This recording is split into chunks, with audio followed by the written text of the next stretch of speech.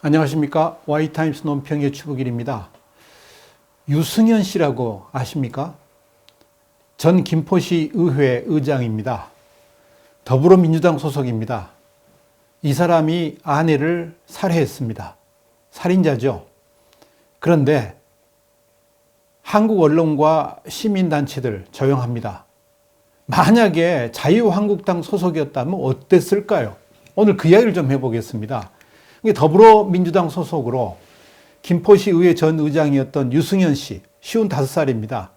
지난 15일 날 아내하고 말다툼을 하다가 주먹으로 치고 그리고 골프채로 아내를 폭행해서 숨지게 했습니다. 그래서 경찰에 체포가 됐습니다. 경찰은 집안에서 피 묻은 골프채, 깨진 소주병 발견됐고요. 그래서 부검도 했습니다. 그랬더니 그가 휘두른 골프채 그리고 주먹으로 그의 아내를 폭행해서 사망에 이르게 했다. 이렇게 결론을 내렸습니다. 그래서 유 전 의장한테 살인 혐의를 적용하기로 했습니다. 지금 사진 보이시죠? 이 유 전 의장, 유승현 씨, 현재 더불어민주당의 전신이죠. 새천년 민주당 소속으로 2002년 제3대 김포시 의회 의원으로 정치활동을 시작했습니다.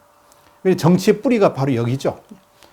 2010년부터 2014년까지는 제5대 김포시 의회 의원도 지냈습니다.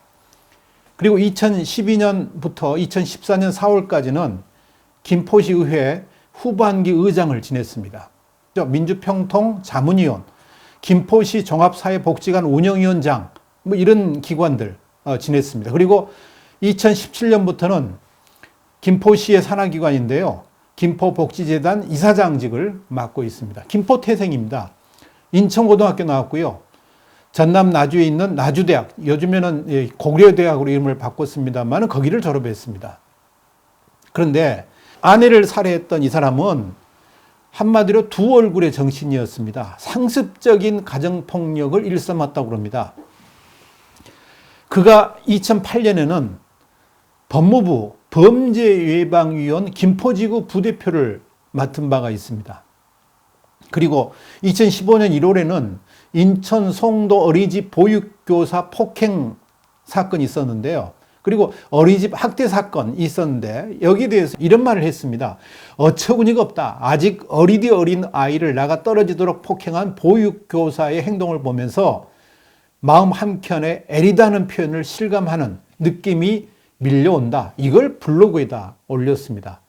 이 사건이 나고 나서 블로그는 다 이제 삭제가 됐는데요. 페이스북은 그대로 살아 있었습니다. 그러면서 이 사람은 폭력의 정당성은 없다. 어떤 이유라도 우리는 개개인이 존귀한 인격체로 평등한 위치에 있기 때문이다라고 비판한 바가 있습니다. 아내를 살해한 이 유승현이라는 사람이 그런 말을 한 겁니다.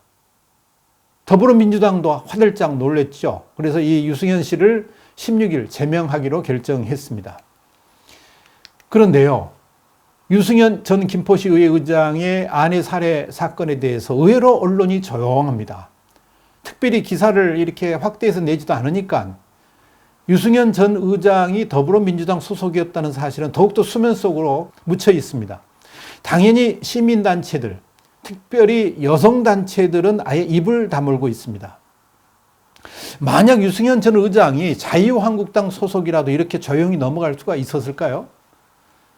하기야 많은 시민단체나 여성단체들 역시 진영 논리에 빠져서 자기 편이면 쉬쉬하고 덮고 넘어가고 우리 편이 아니라면 입에 개거품을 몬다는 사실은 이미 정설로 굳어져 있습니다. 오래된 이야기입니다만은 2006년 2월이죠.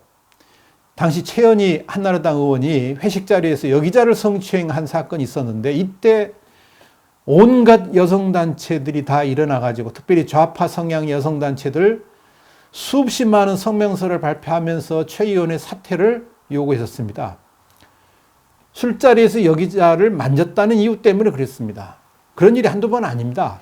같은 해 5월 달에 술자리에서 또 여성의 몸을 만졌다는 한나라당 박계동 의원에 대해서도 또 2013년 초에 박근혜 전 대통령 방미 당시 윤창중 청와대 대변인 관련 사건이 일어났을 때도 비난 성명에다가 집회까지 열고 사퇴하라고 얼마나 그렇게 말들이 많았습니까? 근데 정작 문재인 정부 들어가지고 일어난 더불어민주당 소속 정치인들의 성추행 사건들에 대해서는 입을 딱 다물고 있습니다. 올 2월 달에 더불어민주당 소속이죠. 이창호 동작구청장 사건 조용히 넘어갔죠. 물론 안희정 지사라든지 박수현 전 충남지사 이것 때도 뭐 억지로 겨우 성명 하나 내고 그냥 체면치라고 말았고요. 김정원 성추행 혐의도 조용히 넘어갔습니다. 심지어 윤창중 대변인 사건은 사건의 본질하고 무관하게 엄청 확대시켜가지고 문제가 됐다 그러면 지난 2017년 9월 문재인 대통령의 미국 순방 중에 생겼던 청와대 직원의 여성 인턴 성희롱 사건은 아예 언론의 기사화조차도 되지 않았습니다. 그러니까 당연히 여성단체들이 조용한 건 당연지사겠죠. 이런 관점에서 만약에 유승현 전 의장이 자유한국당 소속이었다면 어땠을까요? 아마 유승현하고 저렇게 지금 사진 보이다시피 가까운 사이였던 아마 표창원 의원부터 엄청나게 자유한국당을 공격하지 않았을까 그런 생각이 듭니다. 하여간 자유한국당을 엄청나게 씹어댔을 겁니다. 아마도 유승현 전 의장의 정치 이력부터 시작해가지고 가깝게 지냈던 정치인들 사진까지 보여주면서 자유한국당이 저렇게 일륜도 없는 정당이라고 소리질러 댔을 겁니다. 먼저 공영방송인 KBS를 비롯해가지고 방송들부터 메인 뉴스의 헤드라인에 자리 잡았을 겁니다. 여기에 김포시민 반응에다가 뭐 여성단체 간부들도 소환해가지고 정치인들의 윤리의식이다 뭐다 이걸 지적하면서 또 과거 발언들 다 조명하면서 특집 프로그램 만들었을 수도 있습니다. 시민들 역시 아예 일면 정도 할애해가지고 연일 대서 특별했을 겁니다. 최소 일주일 이상은 우려먹을 만한 그런 기사거리 아닙니까? 사건의 전말부터 시작해가지고 피 묻은 골프채를 선명하게 보여주면서 폭력성도 강조했을 겁니다. 여기에 여성단체와 시민단체들이 나서가지고 살인당 운운하면서 당장 해체하라고 주장했을 겁니다. 이 기자회견, 집회를 TV와 신문들은 아예 생중계까지 해가면서 성토하지 않았을까 그런 생각이 듭니다. 선거에 이렇게 좋은 재료가 없는데 이걸 가만둘 리가 없죠. 그래 안 해도 요즘 인기가 좀 문제가 있는 더불어민주당 이번 사건을 기회로 완전히 한몫 잡자고 나서지 않았을까 그런 예상을 해봅니다.